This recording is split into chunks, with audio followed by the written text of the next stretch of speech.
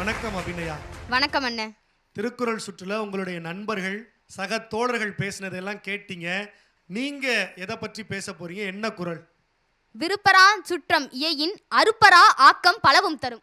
ஒரு வித்தியாசமான ஒரு விறுவிறுப்பான செய்திகள் இந்த குறள் வழியாக நமக்கு கிடைக்கும் அப்படிங்கிற நம்பிக்கை எனக்கு இருக்கு.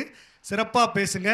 உறவுக்காரர்களை பத்தி உறக்க பேச வந்திருக்கிற அபிநயாவுக்கு ஒரு உற்சாகமான கைத்தட்டல்கள், பாராட்டுகள். நன்றி. இல்லத்தில் இருந்தே இக்களத்தில் இறுதி வரை வந்து நான் வெல்ல வேண்டும் என்று தொலைக்காட்சியை ஆர்வமாக கண்டு கொண்டிருக்கும் என் சுற்றத்தினர் அனைவரையும் வணங்கி எனது உரையை துவங்குகின்றேன். அனைவருக்கும் வணக்கம். கன்னியாகுமரியில் உள்ள திருவள்ளுவர் சிலையை வடித்திட்ட சிற்பிகளுள் என் தந்தையும் ஒருவர் என்பதை இங்கு கர்வத்துடன் நான் கூறிக்கொள்கிறேன்.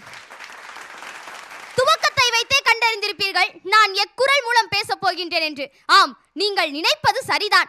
விருப்பரா சுற்றம் இயையின் அருப்பரா ஆக்கம் பலவும் தரும். அதாவது இக்குறளின் பொருள் என்னவென்று தெரியுமா? ஒருவனுக்கு நல் உள்ளங்களை கொண்ட சுற்றங்கள் கிடைக்குமாயின் அவன் வாழ்வில் எத்துணை பெரிய செல்வங்களை வேண்டுமானாலும் பெற்றுவிடலாம் என்பதே பொருள். இப்பொருளை மையமாக கொண்டுதான் இங்கு நானும் பேச போகின்றேன். அதாவது சுற்றத்தை பற்றியும் சுற்றத்தால் என் வாழ்வில் எனக்கு கிடைத்த செல்வங்கள் பற்றியும் தான் இங்கு பேச போகின்றேன்.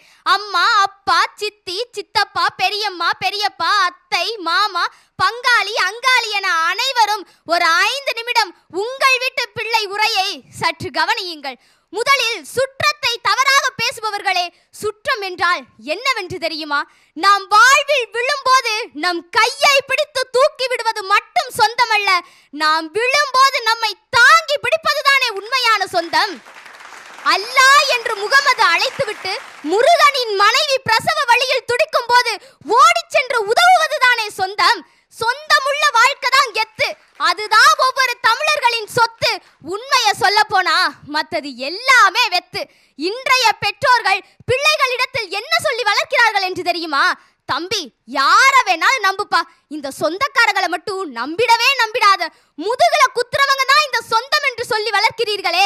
சாலையில் நீங்கள் மயங்கி விழும்போது தங்கச்சி என்று ஓடி வந்து உங்களை தூக்கி விடுவதுதான் அந்த சொந்தம். அந்த சொந்தத்தை பற்றி தான் நீங்கள் அப்படி கூறியுள்ளீர்கள். சமீபத்தில் கூட சிவகங்கை மாவட்டம் நெற்குப்பை என்ற கிராமத்தில் 100 ஆண்டுகளுக்கும் பழமையான ஒரு வீட்டில் 27 குடும்பங்கள் ஒன்று கூடி பொங்கல் விழாவினை கொண்டாடியுள்ளனர். அந்த கொண்டாட்டத்தில் அவர்கள் உடையின் நிறம் மட்டும் ஒன்றாக இருக்கவில்லை, அனைவரின் மனமும் ஒன்றாக பிணைந்துதானே இருந்தது. வேறு சாதி மத மனிதர்களிடத்தில் பேசக்கூடாது என்று கூறி பிள்ளைகளை வளர்க்கிறீர்கள். இரத்தம் தேவை என்றதும் எந்த மதம் என்றெல்லாம் பாராமல் இரத்த தானம் செய்திட்ட உடன் பிறப்புகளை என்று நம் சுற்றமாக எண்ண போகிறோம். சத்தியமாக எனக்கு புரியவில்லை. சுற்றத்தை பற்றி பேசும் பொழுது எனக்கு வேறொரு நிகழ்வுதான் நினைவிற்கு வருகிறது. நான் பிறந்தது முதல் எனக்கு முதல் தாயாக இருந்த ஒருவர். நான் அன்பாக கேட்டால் எனக்கு அவரும் அன்பாக பலமுறை ஊட்டி விட்டிருக்கிறார். ஆனால் அன்றொரு நாள் நான் கேட்டும் எனக்கு உணவை தரவில்லை. அன்று புரியவில்லை, இன்றுதான் புரிகிறது அதன் காரணம் என்னவென்று. அவரை தாக்கிய புற்றுநோய் என்னையும் தாக்கிவிடக் கூடாது என்ற பெரும் வலியோடு தான் அன்று உணவை எனக்கு ஊட்டிவிடவில்லை என்று நான் அடித்து கூறுவேன். என் அத்தை புற்றுநோயால் மரணிக்கவில்லை, தனது சுற்றத்தினர் சிரமப்படக்கூடாது என்ற பெரும் வழிதான் அவரை மரணிக்க வைத்ததென்று. என்னை சிறு வயதிலிருந்து வளர்த்த என் முதல் தாயான என் அத்தை என் மார்பில் சாய்ந்து இறக்கும் அந்த ஒரு நொடி தெரிந்தது சுற்றத்தின் அருமை என்னவென்று.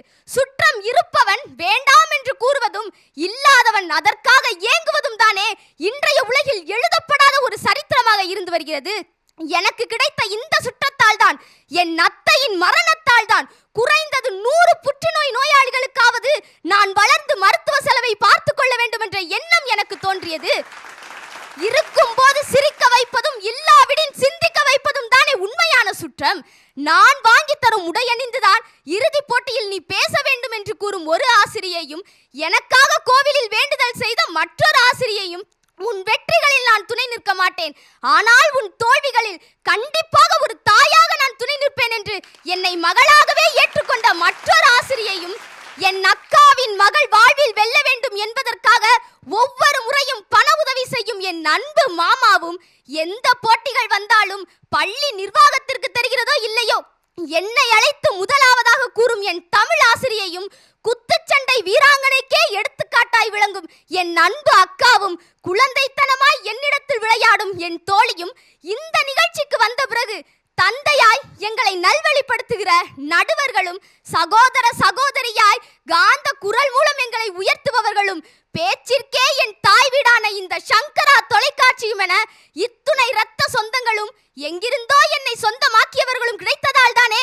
இக்குறளில் கூறியது போல செல்வமான இம்மேடை எனக்கு கிடைத்திருக்கிறது. சுற்றம் என்பது பணம் பார்த்து வருவதல்ல, அது குணம் பார்த்து வருவது. காரியமாக பழகுவது அல்ல, அது வீரியமாக நமக்காக நிற்பது. இன்று திருமண அழைப்பிதழ்களில் கூட சுற்றமும் சூழ வருகை தந்து என்பது மாறி மொய்க்கவரும் சூழ வருகை தந்து என்றே பதிப்பிக்கின்றனரே. இவ்வுரையை பார்த்துவிட்டு தமிழ்நாட்டில் ஏதோ ஒரு மூலையில் என்னை சுற்றமாக நினைக்கும் ஏதோ அத்தையோ மாமாவோ ஒரு 5 சவரனில் தங்க நகை கொண்டு வந்து கொடுத்தாலும் கூட வேண்டாம் என்றெல்லாம் மறுத்து கூட மாட்டேன். என்னை வாழ்வில் உயர்த்துவதற்கு போராடி கொண்டிருக்கும் சுற்றத்தினர் அனைவருக்கும் ஆலயம் எழுப்ப வேண்டும் என்றால் இப்பாரதமே பத்தாது அல்லவா? யாதும் ஊரே யாவரும் கேளீர் எனும் கணியன் பூங்குன்றனாரின் கூற்றிற்கேற்ப எந்த ஊரும் சொந்த ஊரே, எந்த மனிதரும் சொந்த ஊரே. நான் கூறிய இவர்கள் மட்டுமல்ல, நான் வாழ்வில் வெல்ல வேண்டும் என்று நினைக்கும் ஒவ்வொருவருமே என் சுற்றங்கள் தான். சுற்றங்களே, காத்து கொண்டிருங்கள். விரைவில் தமிழ் எங்கள் உயிர்மையின் வெற்றியாளராக உங்களை வந்து சந்திக்கின்றேன். அதுவரை சிறிது காலம் காத்திருங்கள். இக்குறளிற்கு நான் ஏன் என் வாழ்வையை எடுத்துக்காட்டாய் கூறினேன் என்று தெரியுமா? இக்குறளில் கூறியது போலத்தான் உங்களைப் போல நல் உள்ளங்கள் எனக்கு கிடைத்ததால் தான் இம்மேடை எனக்கு கிடைத்தது. அதே போல வெற்றி கோப்பையையும் தமிழ் எங்கள் உயிர்மையின் கௌரவமான மிகப்பெரிய செல்வமும் எனக்கு கிடைக்கும் என்று நம்பி விடைபெறுகின்றேன். நன்றி, வணக்கம்.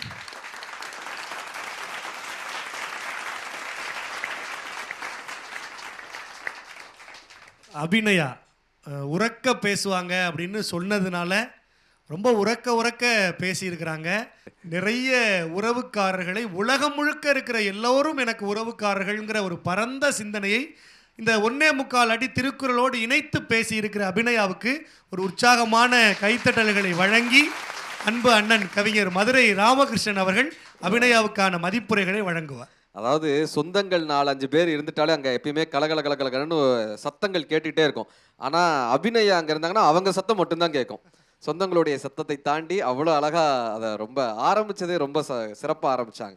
வள்ளுவர் உலகத்துக்கெல்லாம் திருக்குறளை கொடுத்தார், ஆனால் அந்த வள்ளுவரே எங்கள் அப்பாவை படைக்கும் போது கூட இருந்தார்னு சொன்ன அந்த இடத்துலேருந்து அதை ரொம்ப சிறப்பாக விஷயத்தை எடுத்து கொடுத்தீங்க. ஆனால் கொஞ்சம் சத்தத்தை குறைச்சிக்கலாம். இந்த இதில் கொஞ்சம் பதட்டத்தை, அந்த சத்தத்தை கூட்டும் போது என்ன ஆகும்னா பேச்சில் நம்ம பதட்டம் வெளியே தெரிஞ்சிடும். அதிகமாக பதட்டப்படுறவங்க தான் அதிகமாக குரலை உயர்த்தி பேசுவாங்க. ஒரு ஆழமான கருத்தை சொல்லும்போது குரலை உயர்த்தி பேசலாம். புரட்சியை பற்றி பேசும்போது குரலை உயர்த்தி பேசலாம். கருத்தை சொல்லும்போது என்னன்னா ரொம்ப குரலை உயர்த்தியே பேசினோன்னா கேட்கவர்களுடைய கவனம் சிதறிடும். அவங்க கவன சிதறல்களில் வேற எங்கேயோ போயிடுவாங்க. பேச்சில் ஏற்ற இறக்கம் ரொம்ப ரொம்ப முக்கியம்.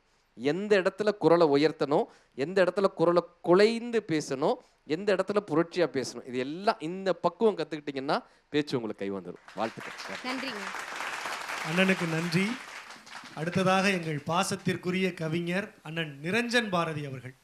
அபிநயா, 2 காரணங்களுக்காக உன் மீது எனக்கு பொறாமையாக இருக்கிறது. என்னன்னா, முதல் காரணம், எப்படி இந்த பொண்ணு ஒரு ஆறு போல எதிரில் பாறை வந்தாலும் சரி, பாலம் வந்தாலும் சரி ஓடிக்கொண்டே இருக்கிறது.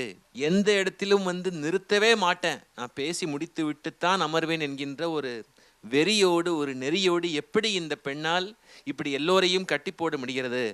இது முதல் காரணம். 2வது காரணம், நம்மை எல்லாம் தமிழர்களை எல்லாம் செதுக்கிய திருவள்ளுவரை செதுக்கிய குடும்பத்திலிருந்து வந்தவர் என்று நினைத்து பார்க்கும்போது ரொம்ப பெருமையாகவும் பொறாமையாகவும் கர்வமாகவும் இருக்கிறது. ரொம்ப சிறப்பான பேச்சு. ஐயா அவர்கள் சொன்ன அந்த கருத்துக்களையும் எடுத்துக்கோங்க, ஏன்னா அதுவும் ரொம்ப முக்கியம். ஏற்ற இறக்கம், அந்த குரலை உயர்த்துவது தாழ்த்துவது, அதுவும் நீங்கள் செய்து கொண்டீர்கள் அப்படின்னா இன்னும் உங்களுடைய பேச்சு இன்னும் பல பேரை சென்று தொடும். உங்களுடைய அந்த சொந்த பார்வை நல்லது, நன்று, ரொம்ப சிறப்பாக இருந்தது.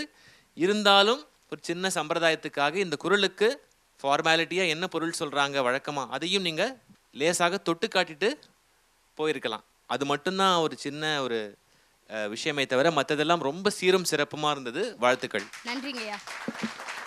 அண்ணனுக்கு நன்றி. 2 நடுவர்களும் நல்ல மதிப்புரைகளை வழங்கி இருக்கிறாங்க. ஒரு வித்தியாசமான ஒரு குரட்பாவை தேர்வு செய்து ஒரு வித்தியாசமான பாணியில் அதை அணுகி இந்த மன்றத்தை மேலும் விறுவிறுப்பாக்கி இருக்கிற அபிநயாவுக்கு ஒரு உற்சாகமான கைத்தட்டல், பாராட்டுக்கள். உங்களுடைய நண்பர்கள், சகாக்கள் இன்னும் சிலர் பேச வேண்டி இருக்கிறது. நிறைவில் என்ன நடக்குதுங்கிறத பார்க்கலாம். வாழ்த்துக்கள்.